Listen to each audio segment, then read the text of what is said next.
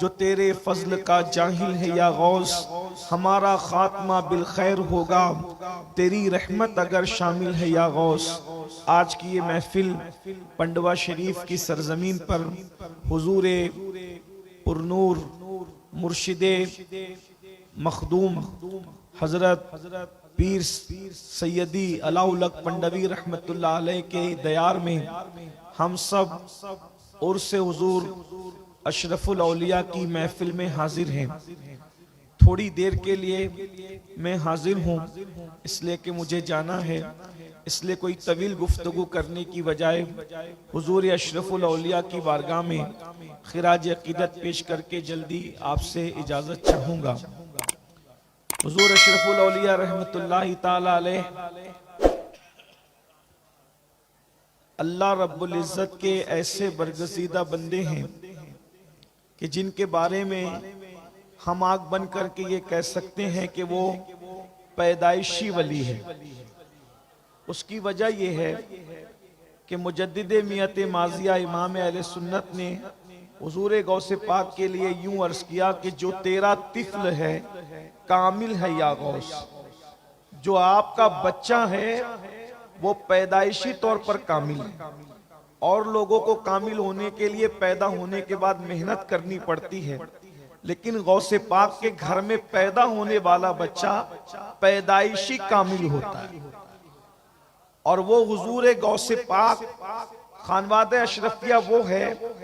جہاں غوث اعظم اور غوث العالم یہ دونوں سمندر مرج البحرین کے طور پر یکساں ملتے نظر آتے ہیں، اور اشرف الاولیاء اسی مرج البحرین کے در مکنون ہیں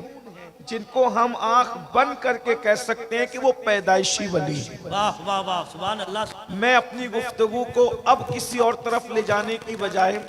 حضور غوث العظم دستگیر شیخ عبدالقادر جیلانی رضی اللہ تعالیٰ عنہ نے ایک ولی کی 12 صفت کو بیان فرمایا۔ ولی کون ہوتا ہے؟ ولی کسے کہتے ہیں؟ بس 10 سے 12 منٹ میں میں اپنی بات پوری کروں گا، آپ ولی کی پہچان آپ کو مل جائے گی، آسانی کے ساتھ آپ پہچان سکیں گے کہ ولی کس کو کہتے ہیں۔ سرکار غوث اعظم جو ولایت تقسیم کرتے ہیں، جن کے در سے جن کے گھر سے ولایت تقسیم ہوتی ہے، وہ ارشاد فرماتے ہیں جب تک انسان میں 12 صفات پیدا نہ ہو جائے اس وقت تک وہ اللہ کا ولی نہیں ہو سکتا۔ نمازی بن جائے، روزے دار بن جائے، ذاکر بن جائے، پہاڑوں میں مجاہدہ کرے، جب تک 12 صفات کا حامل نہیں ہوگا اس وقت تک وہ ولی نہیں ہوگا۔ آسان 12 صفات سرکار غوث پاک فرماتے ہیں اللہ اپنی 2 صفات کا اس کو مظہر بناتا ہے، وہ اللہ کی 2 صفات کا مظہر ہوتا ہے، وہ رسول اللہ کی 2 صفات کا مظہر ہوتا ہے، وہ صدیق اکبر کی 2 صفات کا مظہر ہوتا ہے، وہ فاروق اعظم کی 2 صفات کا مظہر ہوتا ہے، وہ عثمان غنی کی 2 صفات کا مظہر ہوتا ہے، وہ مولا علی کی 2 صفات کا مظہر ہوتا ہے۔ غوث پاک نے رسول اللہ کے بعد اور خدا کے بعد چاروں خلفائے راشدین کی صفات کا مظہر اس کو قرار دیا۔ اس سے پتہ چلا نہ رافضی ولی ہو سکتا ہے نہ ناسبی ولی ہو سکتا ہے، ولایت اگر کہیں ہوگی تو صرف اور صرف پیور اہل سنت و جماعت کے پاس ہوگی۔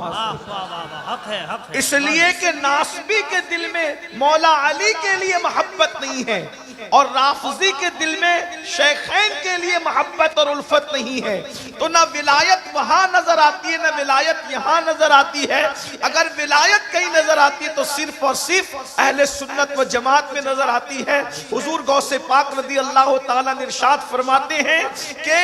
جو 2 صفات کا مظہر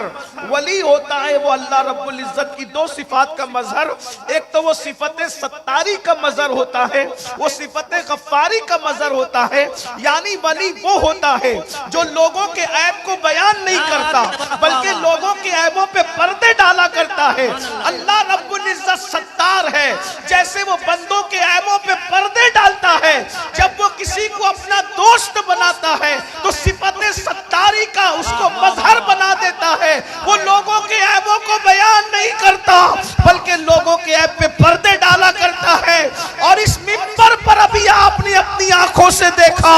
کہ اللہ اکبر اپنے مرید کو منع کیا گیا، اور جب انہوں نے توجہ نہ کی تو جھڑکی دے کر کے بتایا گیا کہ اللہ والوں کی شان کیا ہے کہ یہاں پردے نہیں اٹھائے جاتے بلکہ پردے ڈالے جاتے۔ نعرہ تکبیر، ہاتھوں کو اٹھا کر کے نعرہ رسالت، نعرہ حیدری، سبحان اللہ سبحان ارے اللہ۔ جب تاج الاولیاء کی پردہ پوشی کا یہ عالم ہے تو اشرف الاولیاء کی پردہ پوشی کا عالم کیا ہے؟ واہ واہ واہ واہ واہ واہ واہ، سبحان اللہ سبحان اللہ۔ صفت ستاری کا مظہر ہوتا ہے۔ پھر فرمایا وہ صفت غفاری کا مظہر ہوتا ہے، یعنی وہ لوگوں کو معاف کرتا ہے، اپنی ذات کے لیے وہ لوگوں سے لڑائی جھگڑا نہیں کرتا، اس لیے کہ ذات کے لیے لڑنا کتوں کا کام ہوتا ہے، ذات کے لیے لڑنا یہ اللہ والوں کا کام نہیں ہوتا۔ وہ صفت غفاری کا مظہر ہوتا ہے۔ اس آیت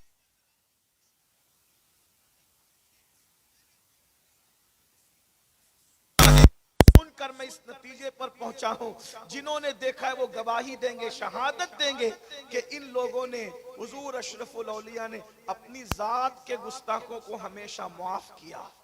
اور اس دن کو یاد دلایا جو فتح مکہ کا دن تھا، لا تثریب علیکم اليوم۔ اور یہاں تو چشتیت ہے، اور خاص طور پر یہاں چشتیت اور قادریت کا بھی سنگم ہے۔ چشتیت اس اعتبار سے ہے کہ مخدوم اشرف جہانگیر سمنانی جیسا سلسلہ چشتیہ کا وہ عظیم نمائندہ جس نے سلسلہ چشتیت کو بام عروج تک پہنچایا، اور اسی لیے تو ان کے مرشد کو ان پہ ناز تھا۔ مرشد اپنے بیٹے کو خدمت سونپتے ہیں کہ تمہیں جنگل سے لکڑیاں لانے جانا ہوگا، اور سارے خلفاء اور مریدین کو ذمہ داریاں سونپتے ہیں، خانقاہ میں جھاڑو لگانا ہوگا، برتنوں کو صاف کرنا ہوگا، لنگر تقسیم کرنا ہوگا، مہمانوں کی خدمت کرنا ہوگا۔ بیٹے کو بھی کام دیا، سارے مرید اور خلفاء کو کام دیا، لیکن جب میرے مخدوم اشرف سمنہ نے عرض کیا حضور سب کو کام سونپتے ہیں، مجھے بھی کوئی کام سونپ دیجئے، فرمایا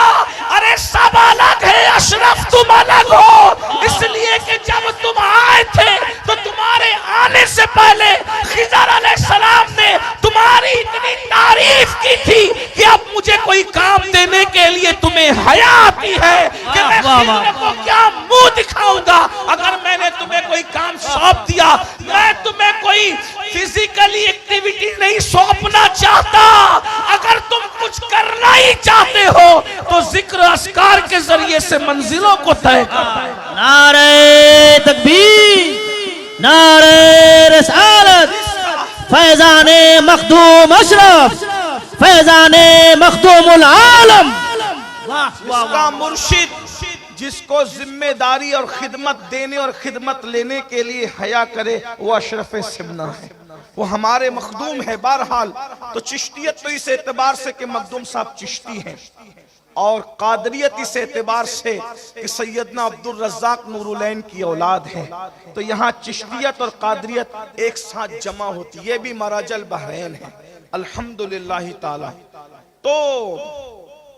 چشتیت اور قادریت جو جمع کرنے کی بات کر رہا ہوں تو یہ کہ یہاں ہائے ہائے ہائے کیا بات، اشرفی صحبہ شراب سنجری، سبحان اللہ، ایک ہی شیشے میں ہے دونوں بھری، قادری صحبہ شراب سنجری ایک ہی شیشے میں ہے دونوں بھری، قادری صحبہ شراب سنجری، قادری صحبہ شراب سنجری ایک ہی شیشے میں ہے دونوں بھری۔ کیا خوش نصیبی ہے ہم لوگوں کی۔ تو قادریت اور چشتیت جب ملی ہوئی ہے تو دونوں میں اب بات کیا ہے۔ حضور غوث پاک فرماتے ہیں کہ میرا گھوڑا بے لگام ہے اور میری تلوار بے نیام ہے۔